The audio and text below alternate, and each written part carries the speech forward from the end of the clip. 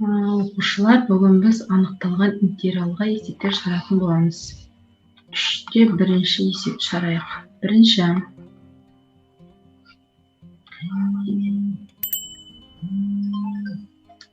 Интеграл 0-ден 1-ге дейін x-тің 5 дәрежесі dx.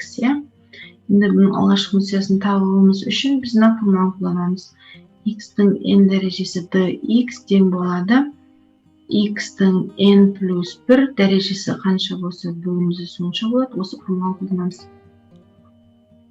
Сонда бізде X-тің 6 дәрежесі бөлінген 6 болады.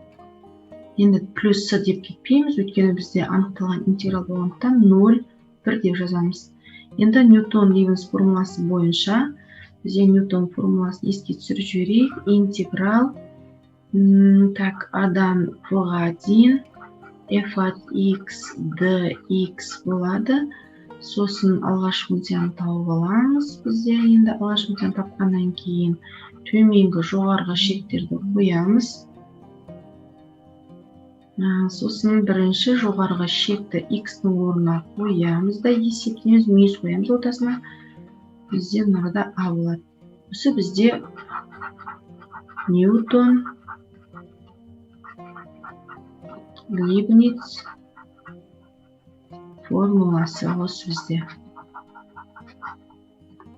Енді бізде жоғарғы шекті бірінші қоямыз, 1 минус 6, 6-тан 1 болады, минус 0-дің мына жерде 6 дәрежесі, мына жерде 6 дәрежесі, 6 болады. Кез келген санның 6 дәрежесі бізде 1-ге тең, 1-дің 6 дәрежесі 1-ді береді, ал 0-дің 6 дәрежесі ол бізде 0-ді береді. Мына бөлшек түгелімен 0-ге алып кетті. Сонда бұның жауабы 6-дан 1 болады екен. Келесі есеп екінші. 0-ден пи бөлінген 2.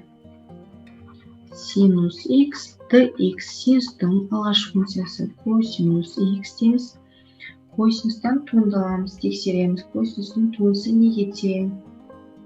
Косинустың туындысы мен синусқа, аяқта минус болмағандықтан барға минус қоямыз. Тік сызамыз.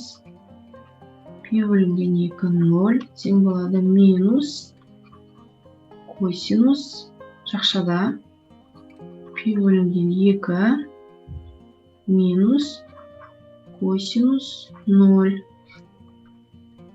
Енді жақшаның ішіне есептеп алайық. Косинус 90 градуста оның мәні нешеге тең? 0-ге тең. Ал 0 градуста оның мәні 1-ге тең. Сонымен жақшаның ішінде минус 1 шығады, жақшаның сыртындағымен 1 көбейтіледі, плюске айналады екен. Үште екінші есепті шығарайық.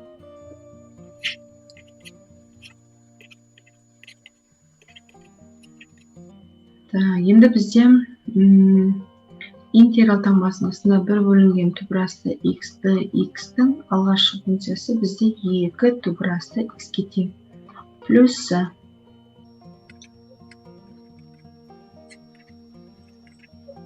енді x-тің орнына 2 түбірасты 4 минус түбірасты 1. 2, 4-тен түбірден 2 шығады, нәтижеде 1 шығады. 2-ден 1-ді алсақ, бізде қанша болады? 1 болады, е? Сонымен жақшаның іші 1-ге тең болып тұр.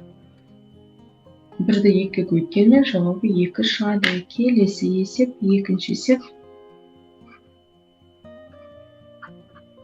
Төменгі шегі пи бөлінген 4, жоғарғы шегі пи бөлінген 3. Енді бұл бізде котангенске тең, котангенс, бірақ мына жерде минус болмағандықтан минус котангенс болады екен.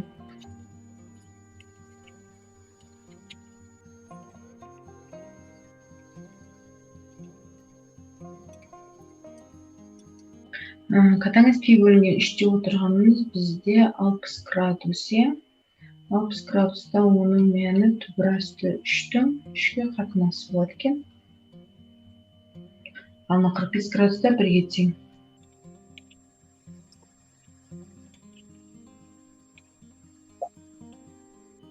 жазатынам еш тұра берсін.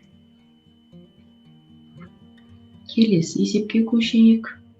Үшінші, төртінші есептер ұқсайды.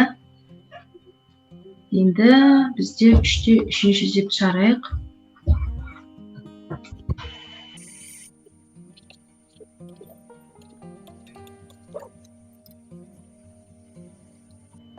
Төртке демейміз. X-тің 4 дәрежесі бөлінген 4 болады. Минус 2-де 1 болады. 4 пен 4 қысқарып кетеді.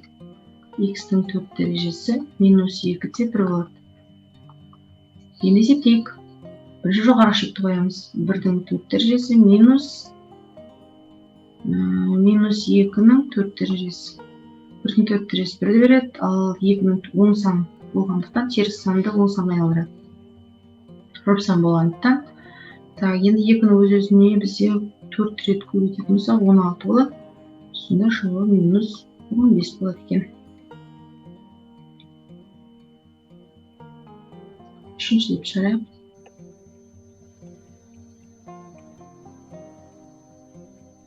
Бестен бірді алдына шығарып жібереміз. Ал x квадраттікі ол x-тің 3 дәрежесі бөлінген 3 болады. Ал мынауына бөлім-бөліміне көтеміз. Тік сызамыз 1-ден 3-ке дейін. Бірінші жоғары шекті қоямыз.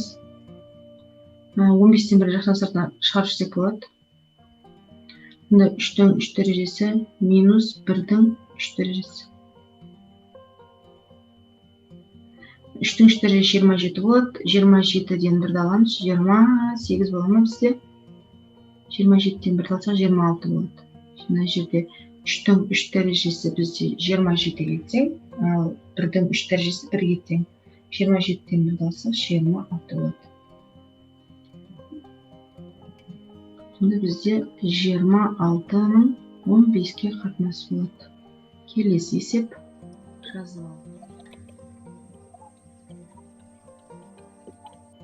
2-ке теңейміз.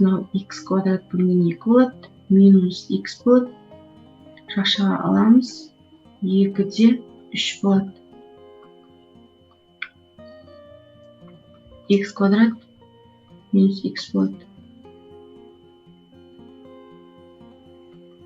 Енді жақшаның ішке бірінші 3-ті қоямыз. Минус 2-ның 2 дәрежесі минус 2.